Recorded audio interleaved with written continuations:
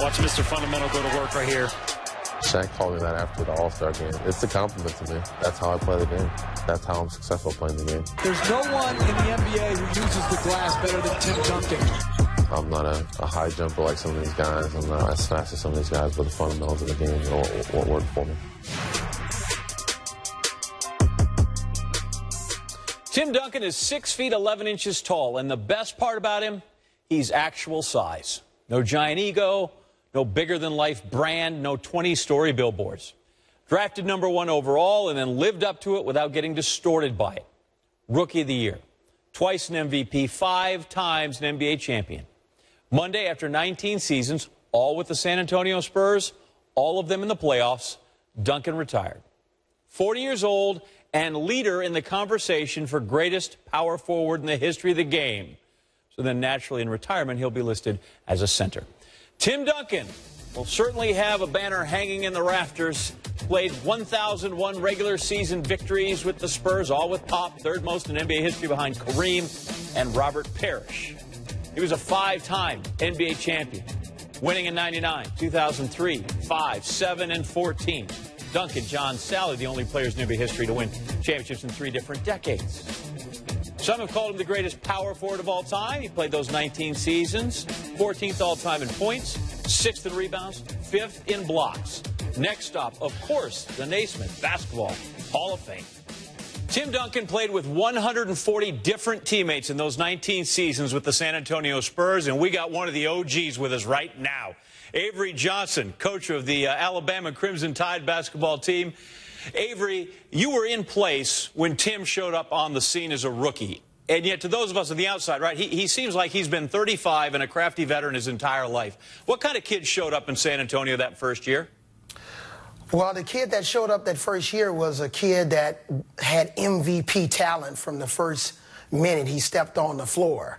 I was amazed at what I saw in Tim Duncan, our first training camp practice. He dominated the entire practice, and that's with a guy like, David Robinson, the Admiral, on the court. So Tim Duncan showed up fundamentally sound, had a lot of toughness, had a lot of fire to play the game on both ends of the floor. He was dominant from day one. All right, Bruce Bowen told me this. I'm not sure it's true, so I'm going to have you verify it.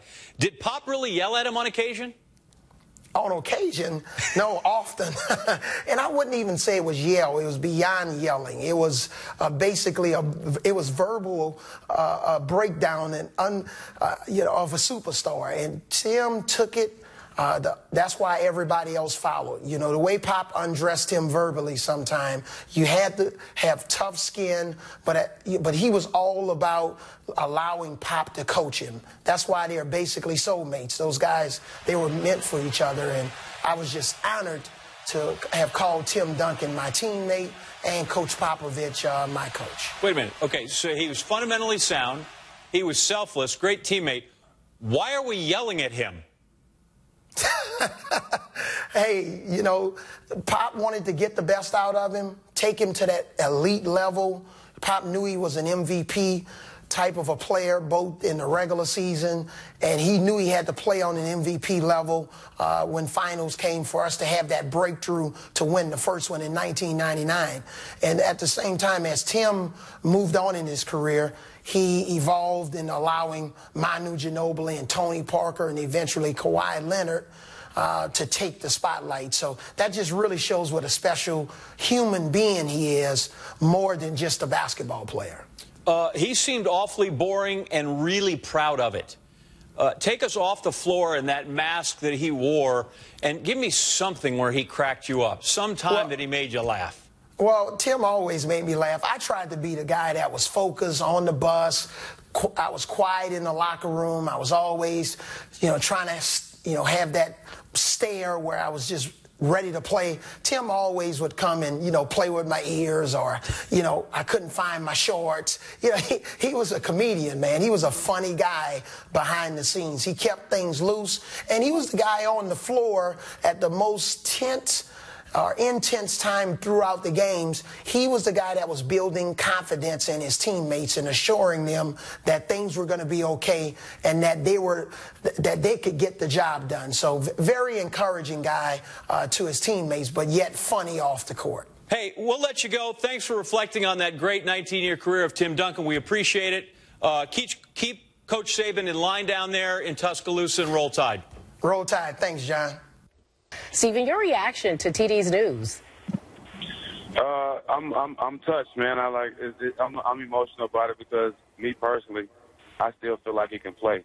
You know, I don't think nobody's really taking care of their body like he has over his career, and you know, I feel like I want him to go out with a championship because he deserves it. I mean, he has 5, but I just want him to go on top. But going out his way is better than anything.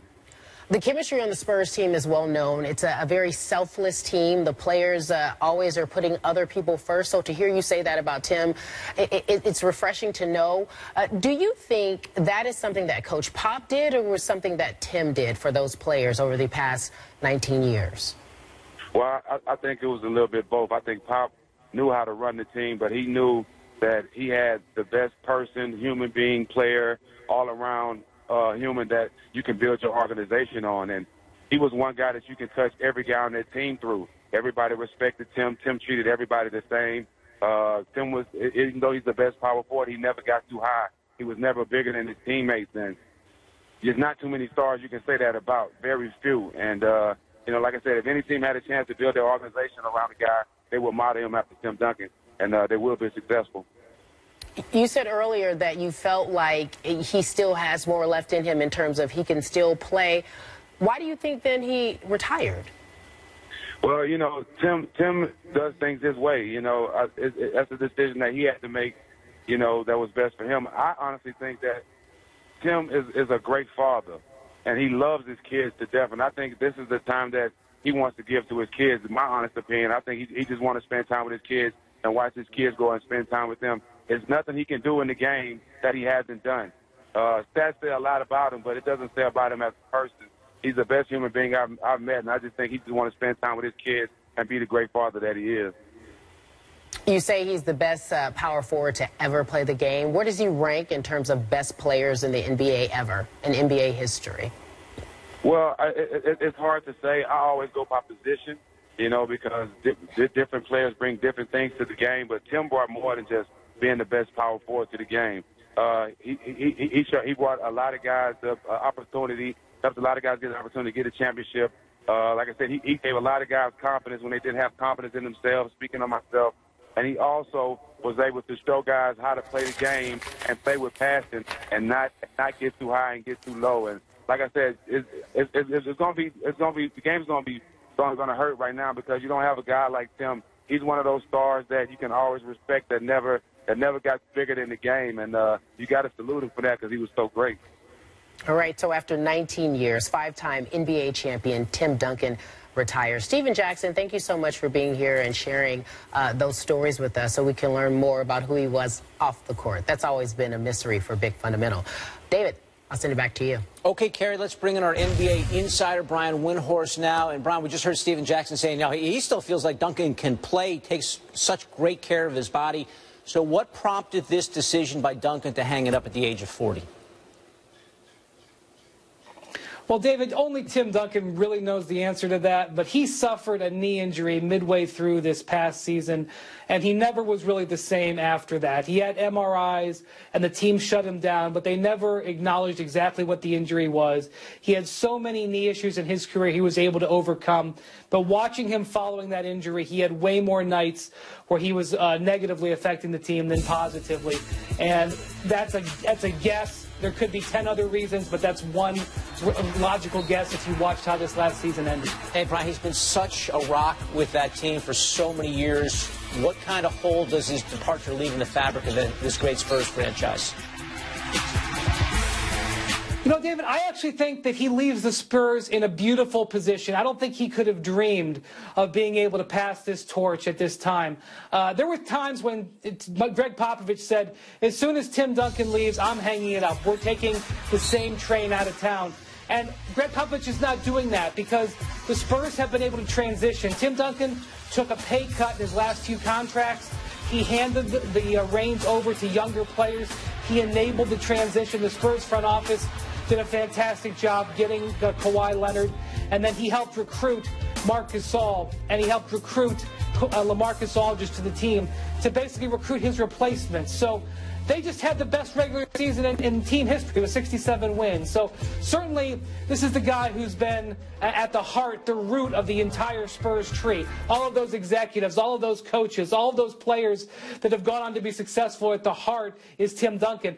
But the organization is in a beautiful place now that he's leaving. I don't think he could have dreamed of being in a better position. We know the NBA is a players' league, and quite often the superstar player is above the coach. This symbiotic relationship between Duncan and Popovich, explain to us what it was like and what it meant for the two of them. Well, the general manager, R.C. Buford, he's described them as soulmates. And their attitudes are so similar. They're both just completely focused on the work, not focused necessarily on the fame or the perks. They shun the attention. They both like to downplay it, and they use it to their advantage. And I think one of the greatest things that they have in common, they both have a really dry sense of humor and are self-deprecating. And Greg Popovich has said that when they go to look to bring in players, they want to make sure their sense of humor can handle what the Spurs do. And that's the basis of that is Tim Duncan. If your player, if your number one player isn't a hard worker, can't take a joke, or can't be coached, you're not going to be successful. And Tim Duncan and Greg Popovich were aligned in those categories. And more than that, they were aligned in longevity. Both of them have been able to hang in there through health scares, through challenging seasons, through terrible moments. They were all able to rise up to celebrate together. And them doing that from day one through the last day today speaks volumes in their success. And really one of the great player-coach relationships you will ever see in the world of sports. Tim Duncan, famously reticent about doing media. What was your experience in dealing with him?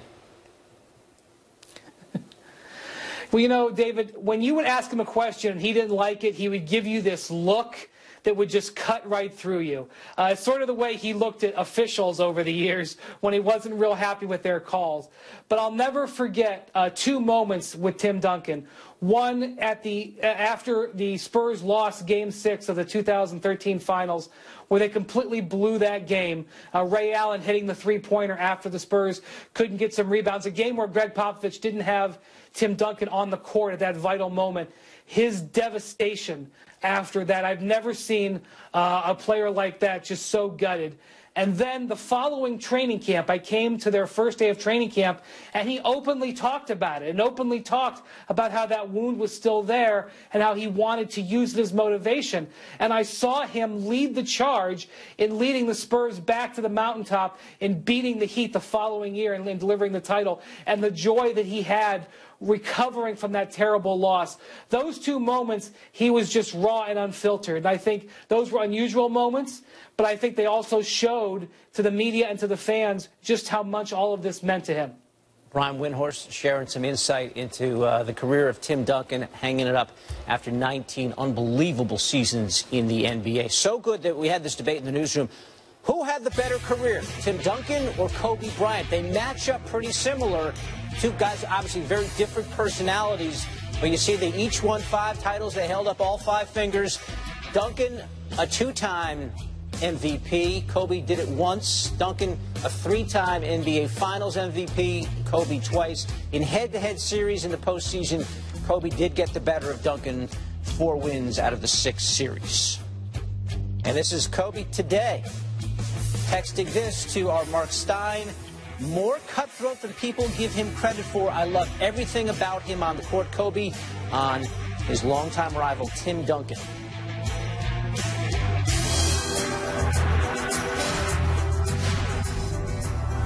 The San Antonio Spurs win their first ever NBA championship. Remember the Alamo. The San Antonio Spurs are NBA World Champions. The third time in 7 seasons. 4th title in 9 years. To think about having done this 5 times, it's amazing to be a part of this for so long.